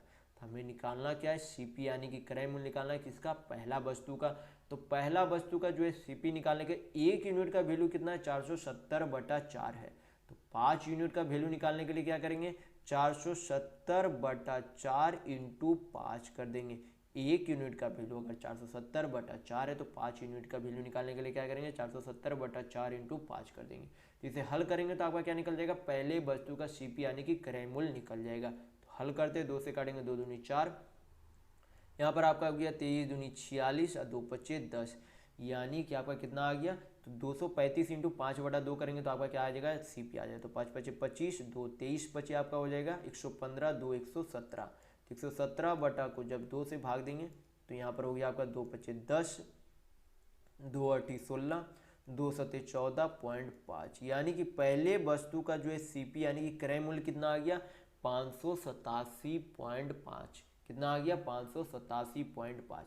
तो हमें क्या पता चल गया, पहले वस्तु का सीपी कितना निकल गया, पहले वस्तु का सीपी आ गया आपका 587.5, और पहले वस्तु का जो है एसपी यानी कि विक्रय मूल्य भी पहले कितना दिया गया था 470 रुपये दिया गया था, कितना दिया गया था 470 रुपये दिया गया था।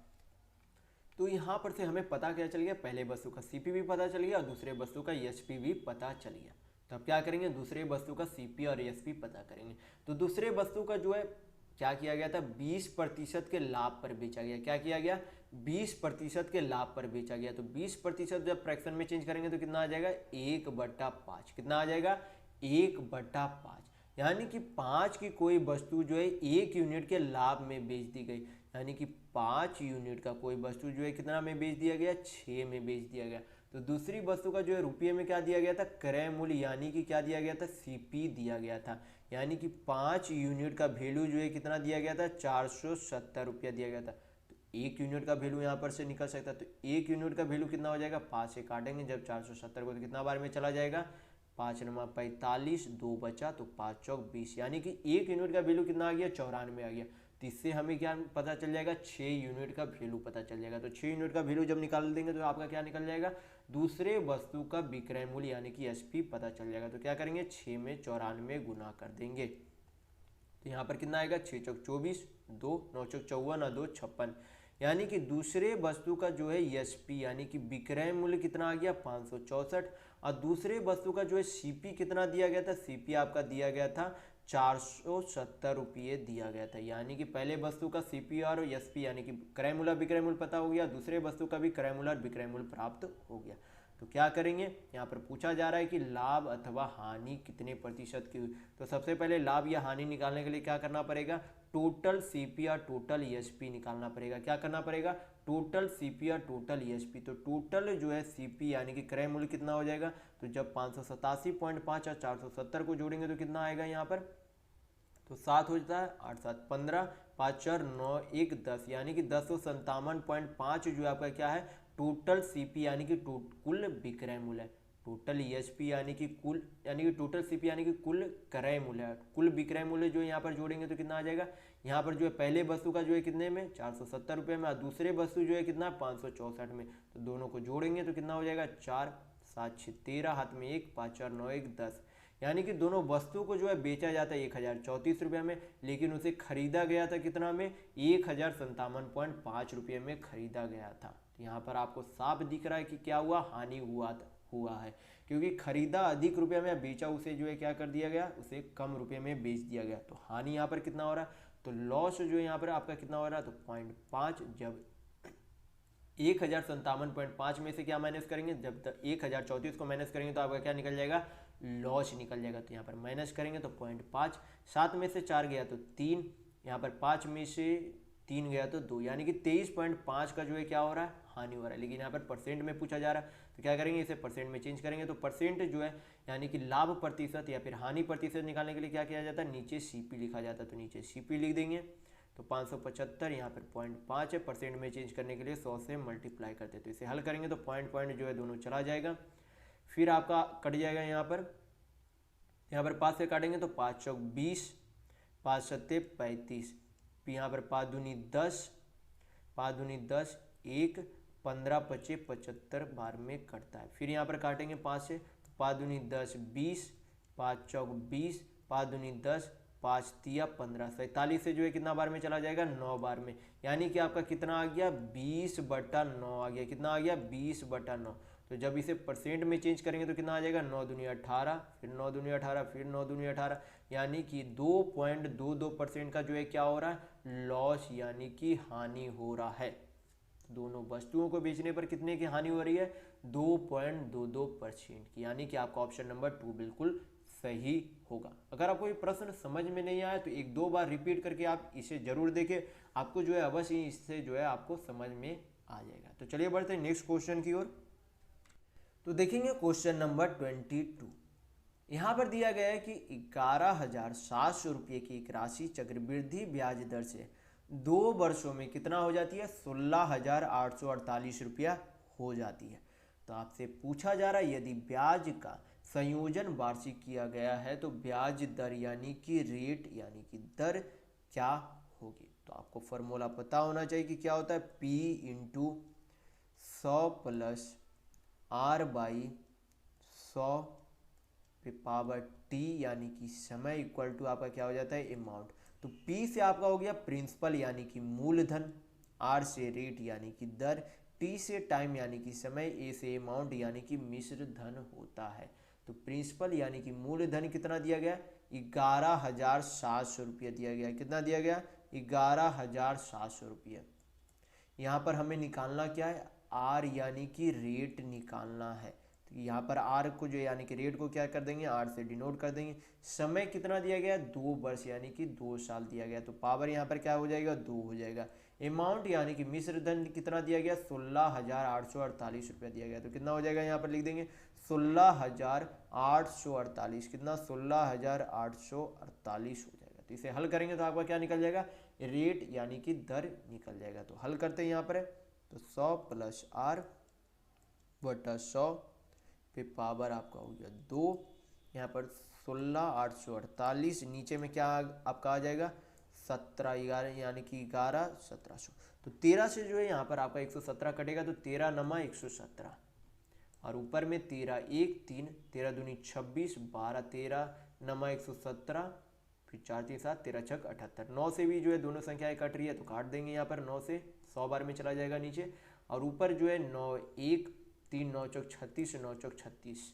तो यहाँ पर क्या है, स्क्वायर है। तो स्क्वायर को जब इसे अंडर रूट में इधर भेजेंगे तो आपका क्या हो जाएगा, उधर जो है अंडर रूट बन जाएगा। तो 144 जो है किसका स्क्वायर होता है, तो 12 का स्क्वायर होता है। किसका स्क्वायर होता है, 12 का। 100 जो है किसका स्क्वायर होता है, 10 का स्क्वायर होता है। तो इसे हल करेंगे तो आपका क्या निकल जाएगा, रेट यानी कि दर निकल जाएगा। तो सुन्ना सुन्ना जो यहाँ पर कट गया, सुन्ना सुन्ना जब कट गया तो क्या करेंगे, क्रॉस मल्टीप्लिकेशन करेंगे, यानी कि क्या आ जाएगा 100 प्लस R इक्वल टू जो है क्या आ जाएगा आपका 120 आ जाएगा। यानी कि R बराबर जो आपका कितना हो जाएगा, 20% हो जाएगा। 120 में से जब 100 को माइनस करेंगे तो कितना हो जाएगा, 20%। यानी कि उस राशि का जो है दर कितना है, तो 20% है। यानी कि आपका ऑप्शन नंबर 4 बिल्कुल सही होगा। तो ये आपको हमेशा चक्रवृद्धि ब्याज में याद रखना है। तो चलिए बढ़ते हैं नेक्स्ट क्वेश्चन की ओर।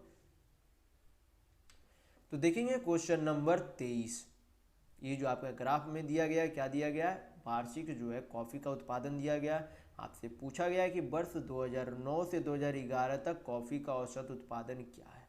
तो क्या करेंगे, 2009 से 2011 तक के सभी उत्पादनों को जोड़ेंगे और 3 से डिवाइड कर देंगे, क्योंकि टोटल जो है यहाँ पर कितने सालों का उत्पादन दिया पूछा जा रहा है, यहाँ पर उसका औसत 3 सालों का औसत पूछा जा रहा है। तो क्या करेंगे, तीनों को जोड़ेंगे, 3 से डिवाइड कर देंगे। तो यहाँ पर कितना दिया गया, 800 1200 1500। तो 1200 800 कितना हो गया आपका 2000, 2000 प्लस 1500 आपका कितना हो जाएगा 3500 हो जाएगा। यानी कि 2009 से 2011 तक टोटल जो है 3500 जो है 3500 टन जो है क्या हो जाता है आपका कॉफ़ी का उत्पादन होता है। कितने सालों में, 3 सालों में। यानी कि औसत जो है निकालने के लिए क्या करेंगे, 3 से डिवाइड करेंगे। तो आपका क्या आ जाएगा यहाँ पर 3 1, फिर 3 1 3 1 3 1, फिर आपका 2 बचा तो 3 6 18, 3 6 18, आगे भी जो है इसी तरीके से चलता चला जाएगा। यानी कि 1166.6 kg यानी कि 6 जो है टन जो है आपका क्या होता है प्रत्येक साल जो है कॉफ़ी का उत्पादन होता है। यानी कि इस क्वेश्चन का आंसर जो है 100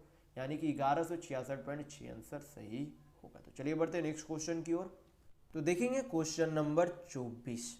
यहाँ पे दिया गया कि एक ठोस घनाभ की लंबाई, चौड़ाई तथा ऊंचाई यानी कि लेंथ, ब्रेथ और हाइट जो है कितना कितना दिया गया, लेंथ दिया गया 14 सेंटीमीटर यानी कि लंबाई 14 सेंटीमीटर, चौड़ाई 12 सेंटीमीटर और ऊंचाई 8 सेंटीमीटर दी गई है। फिर आगे बोला गया कि यदि घनाभ को पिघलाकर 2 सेंटीमीटर वाले समान घन बनाए जाते हैं तो समान घन की संख्या कितनी होगी। तो हमें सबसे पहले जो है इस तरीके के प्रश्न में क्या पता होना चाहिए, आयतन पता होना चाहिए। किसका, घनाभ और घन का, यानी कि क्यूबाइड और क्यूब का। तो क्यूबाइड यानी कि घनाभ का जो है आयतन का फॉर्मूला क्या होता है, तो घनाभ का जो है आयतन का फॉर्मूला क्या होता है, लंबाई गुना चौड़ाई गुने ऊंचाई होता है। क्या होता है, लंबाई गुने चौड़ाई गुने ऊंचाई होता है। किसके, घनाभ के आयतन यानी कि घनाभ के वॉल्यूम के। तो आपको अब घन का भी वॉल्यूम यानी कि घन यानी कि क्यूब का भी वॉल्यूम का जो है यानी कि उसके आयतन का जो है पता होना चाहिए। क्या होता है, भुजा का क्यूब होता है। क्या होता है, भुजा का जो है जितना उसका भुजा होगा उसका आप उसमें क्या हो जाएगा, क्यूब हो जाएगा। वो आपका क्या होता है, घन का आयतन होता है। तो दोनों फार्मूला जो आप क्या रखेंगे, याद रखेंगे। घन आपका क्या होता है, लंबाई गुना चौड़ाई गुना ऊंचाई होता है घन आपका आयतन। और घन का आयतन जो है कितना होता है, भुजा का क्यूब होता है, यानी कि उसके साइड का जो है क्यूब क्या होता है, घन का आयतन यानी कि उसका वॉल्यूम होता है। क्या करेंगे, दोनों का वॉल्यूम यहाँ पर बराबर करेंगे। तो यहाँ पर जो है घन आपका वॉल्यूम कितना हो जाएगा, यानी कि लंबाई कितना दिया गया 14 सेंटीमीटर, चौड़ाई कितना दिया गया 12 सेंटीमीटर, ऊंचाई कितना दिया गया 8 सेंटीमीटर। यानी कि घनाभ का यानी कि क्यूबाइड का जो है टोटल यहाँ पर क्या हो गया, इधर वॉल्यूम हो गया। तो घन का वॉल्यूम निकालने के लिए क्या करते हैं, भुजा का क्यूब। तो उसका भुजा, घन का भुजा जो है कितना दिया गया 2 सेंटीमीटर, यानी कि क्या करेंगे 2 का क्यूब करेंगे, यानी कि 2 3 बार। तो ये जो है बोला जा रहा है, ये जो आपका क्या हो गया, घन का वॉल्यूम हो गया। लेकिन घन का वॉल्यूम कब बराबर होगा, जब उसमें जो है यक्स क्यूब यानी कि मान लेते यक्स क्यूब बनाया गया। तो टोटल यक्स क्यूब जब उसमें जो है बनाया जाता है तब उसका जो है यानी कि टोटल घन का वॉल्यूम जो है किसके बराबर हो जाता है, घनाभ के वॉल्यूम के यानी कि उसके आयतन के बराबर हो जाता है। तो यहाँ पर क्या करेंगे, यक्स का वैल्यू निकालेंगे तो आपका क्या आ जाएगा, आपका आ जाएगा कि घन की संख्या जो है कितनी होनी चाहिए। तो 2 दूनी 4 दूनी 8 से 8 जो है यहाँ पर क्या हो जाएगा, कट जाएगा। यानी कि यक्स बराबर जो आपका कितना हो जाएगा 140 और 14 दूनी 28, तो आपका कितना हो जाएगा 168। यानी कि घनों की संख्या कितनी होनी चाहिए, 168 होनी चाहिए। यानी कि आपका ऑप्शन नंबर 4 बिल्कुल सही होगा। तो चलिए बढ़ते हैं नेक्स्ट क्वेश्चन की ओर। तो देखेंगे क्वेश्चन नंबर 25। यहाँ पर दिया गया है कि प्लेटफॉर्म की लंबाई रेलगाड़ी की लंबाई की दोगुनी है। यानी कि प्लेटफॉर्म की लंबाई जो है रेलगाड़ी की लंबाई की क्या है, दोगुनी। यानी कि रेलगाड़ी की लंबाई अगर हम यक्स मान ले तो प्लेटफॉर्म की लंबाई कितनी हो जाएगी, 2 यक्स हो जाएगी। क्योंकि यहाँ पर बोला गया है कि रेलगाड़ी की लंबाई की क्या है, दोगुनी है। कौन, प्लेटफॉर्म की लंबाई। तो रेलगाड़ी की लंबाई अगर हमने यक्स माना तो प्लेटफॉर्म की लंबाई कितनी हो जाएगी, 2 यक्स हो जाएगी। यहाँ पर फिर आगे क्या दिया गया कि रेलगाड़ी की गति यानी कि उसकी स्पीड कितनी है, 144 किलोमीटर प्रति घंटा है। तो पूछा जा रहा है यदि रेलगाड़ी प्लेटफॉर्म को 30 सेकंड में पार करती है तो प्लेटफॉर्म की लंबाई क्या है। तो सबसे पहले आपको एक फार्मूला पता होना चाहिए कि समय बराबर क्या होता है, समय बराबर आपका हो जाता है दूरी बटा चाल। समय बराबर आपका क्या होता है, दूरी बटा चाल होता है। तो ये आपको हमेशा याद रखना है कि समय बराबर क्या होता है, दूरी बटा चाल होता है। तो उस रेल को जो है ट्रैवल कितना करना पड़ेगा, प्लेटफॉर्म की लंबाई प्लस रेल की लंबाई दोनों को जो है जोड़कर उस रेल को पार करना पड़ेगा। यानी कि कुल दूरी जो है कितनी हो जाएगी, 3x हो जाएगी। कुल दूरी कितनी हो जाएगी, 3x हो जाएगी। तो हमें समय निकालने के लिए क्या करना पड़ता है, दूरी बटा चाल करना पड़ता है। क्या करना पड़ता है, दूरी बटा चाल करना पड़ता है। तो कुल दूरी जो है कितनी हो गई, 3x हो गई। चाल यहाँ पर कितना 144 किलोमीटर प्रति घंटा है। लेकिन यहाँ पर जो है लंबाई जो है रेलगाड़ी की लंबाई और प्लेटफॉर्म की लंबाई किस में होगी, यहाँ पर मीटर में होगी। क्या, क्योंकि यहाँ पर जो है प्लेटफॉर्म की लंबाई पूछा गया, जो कि सभी ऑप्शन में जो है लंबाई किस में दी गई है, मीटर में दी गई है। यानी कि दूरी जो है किस में है, मीटर में। तो चाल किस में होनी चाहिए, आपकी मीटर पर सेकेंड में होनी चाहिए। जब आपकी दूरी मीटर में हो तो चाल आपकी मीटर पर सेकेंड में होनी चाहिए। तो क्या करेंगे, इसे किलोमीटर प्रति घंटा को मीटर पर सेकंड में चेंज करेंगे। तो मीटर पर सेकंड में चेंज करने के लिए क्या करते हैं, किलोमीटर प्रति घंटा में 5/18 से गुना कर देते हैं। क्या कर देते हैं, गुना कर देते हैं। तो ये आपका क्या आ गया, कुल दूरी। नीचे आपका क्या आ गया, चाल आ गया। तो समय बराबर क्या होता है, दूरी बटा चाल। तो समय जो है कितना लगता है प्लेटफॉर्म को पार करने में उस रेल के द्वारा, तो 30 सेकेंड। तो क्या लिख देंगे, इक्वल टू में 30 सेकेंड। तो हल करेंगे तो आपका क्या वैल्यू आ जाएगा, यक्स का वैल्यू निकल जाएगा। तो यक्स का वैल्यू निकल जाएगा तो आपका क्या निकाल सकते हैं, प्लेटफॉर्म की लंबाई निकाल सकते हैं। तो चलिए इसे हल करते हैं। तो 18 से यानी कि 144 को 18 से काटेंगे तो कितना हो जाएगा, 8 बार में चला जाएगा।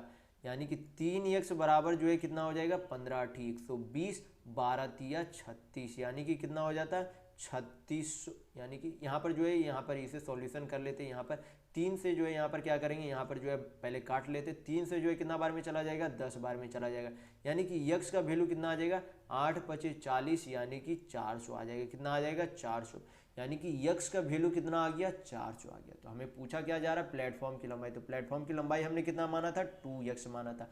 तो यक्स का वैल्यू अगर 400 है तो 2x का वैल्यू निकालने के लिए क्या कर देंगे, 400 में 2 गुना कर देंगे।